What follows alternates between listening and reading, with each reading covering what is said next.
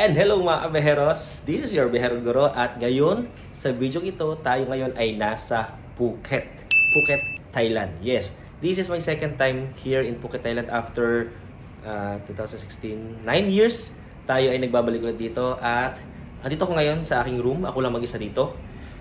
Though may mga kasama ko pero ako ay nagbukod kasi partner sila. So ako lang walang ka-partner kaya samahan niyo ako. So ito, yan yung aking room. Ayan, itutur ko kayo sa room ko. At iyan yung aking kwarto. Ako lang mag-isa rito kasi sa mga kasama ko, ako lang yung walang ka-tandem. Kaya nagsolo ako ng kwarto. Ayan, dalawa siya, magkahiwalay pa. Ito yung room ko. And I'm here. May TV. Doon hindi ko ewan ko na kung magagamit ko yan. Tapos, here is my aqua flask. Meron tayo itong pakape. Yung mayor. May small refrigerator. And ito yung CR natin. Okay naman. Siyempre, mahalaga dyan yung may bidet. Tapos, shower naman siya. Ayan yung shower niya. And yeah, yung sink. Okay naman, malinis. Tapos, yung aking view dito ay yung kalsada, kakalsadahan ng Phuket. Yan. Yan ang aking view dito sa aking kwarto. So, ang pangalan ng hotel na to ay Zipper Grand Hotel na matagpuan dito sa Patong section or Patong Beach dito sa Phuket. Kasi yung Patong Beach kasi ang isa sa pinakasikat na beach dito sa Phuket or mga pinupuntahan ng mga turista. Kaya dito na kami nag-stay para madali na rin mapuntahan or ma-access yung mga tourist attraction dito sa lugar. At ito ay papakita ko sa inyo yung presyo ng aking kwarto kasi nalimutan ko yung presyo kaya ilagay ko na lang dyan kung magkano.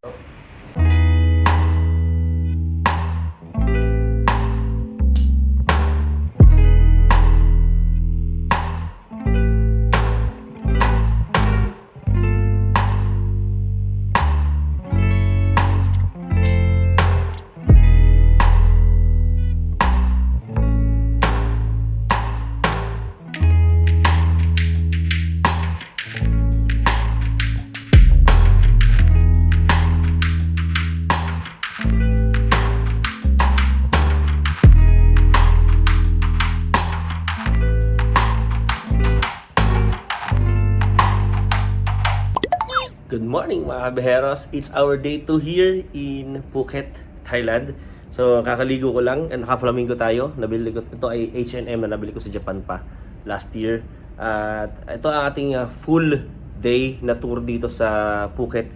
Hindi na kami lumabas kahapon or hindi namin nag-tour kahapon pagdating namin dito sa hotel kasi sobrang pagod na kami dahil sa biyahe. Kumain na lang kami nung gabi tapos ayun. Kaya ngayon, naligo na ako. Actually late na ako. Yung mga kasama ko, hinihintay na ako. City tour kami ngayon. Pupuntahan namin yung mga attractions na pwedeng makita dito sa Phuket proper o dito sa Phuket province ng libre. Kaya samahan niyo kami at tara, punta natin. Titingnan natin kung worth it ba ang mga attractions dito, especially yung mga beaches like yung Patong Beach, yung Caron Beach at saka yung Surin Beach. Sa bukod doon, pupuntahan din natin yung Big Buddha and then the rest. Tara, let's go. At late na ako.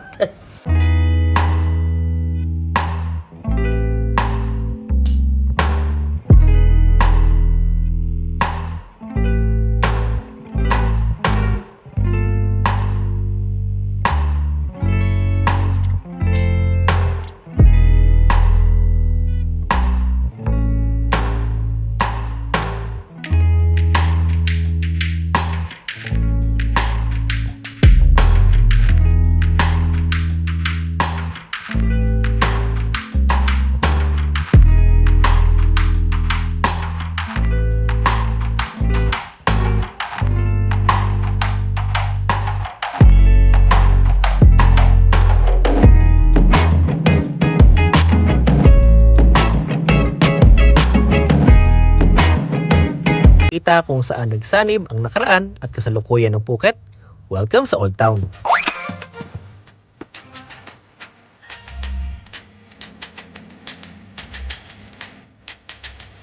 Pagdating sa Phuket Old Town, dito nyo talaga mararamdaman ang tunay na diwa ng isla. Imagine niyo, mga makukulay na lumang bahay na Sino-Portuguese design galing pa noong 1800s. Tapos samahan pa ng modernong street art at mga cozy cafe sa bawat kanto. Ang ganda ng blend ng Chinese at European influence dito. May kita nyo sa bawat detalye ang architecture at matitikman sa bawat pagkain ihahain sa inyo.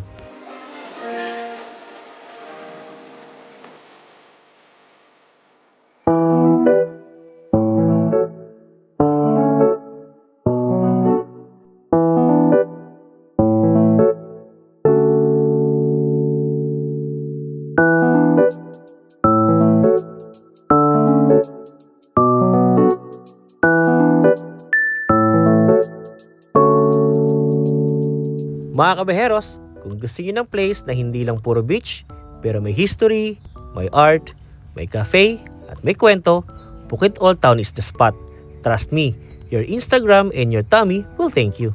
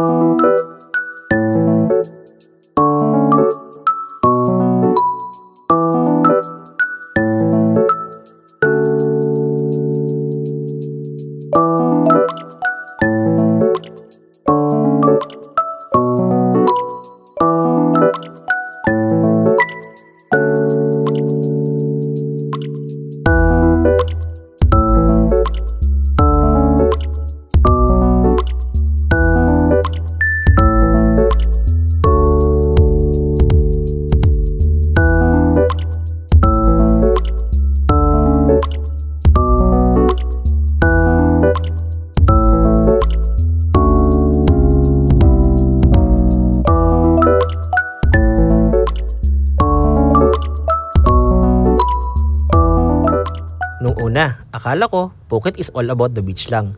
Pero nung napadpad ako sa Old Town, grabe, na-culture shock ako in a good way.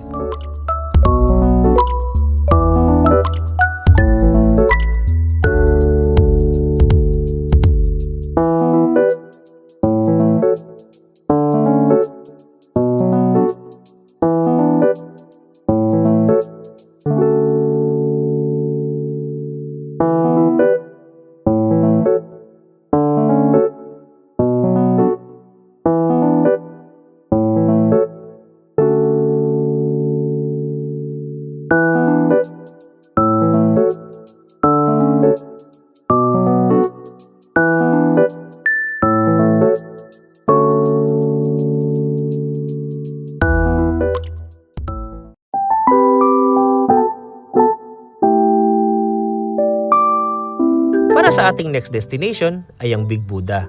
Unfortunately, ay sarado siya nung araw na yon, kaya hanggang dito lang tayo sa Karon Viewpoint pwede magstay.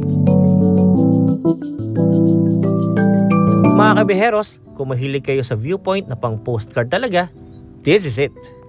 May isang spot dito sa Phuket na tawag nila Karon Viewpoint, pero locals call it the Three Beach Viewpoint. And for good reason, kasi from here, kita nyo agad yung tatlong famous beaches in one frame. Kata Noi, Kata, and Karon. Plus, may bonus pang view ng Koh Phu Island sa gitna. So, if you're doing a South Phuket tour, don't skip this. One stop lang, pero tatlong beach na agad ang na-view mo. Sulit, di ba?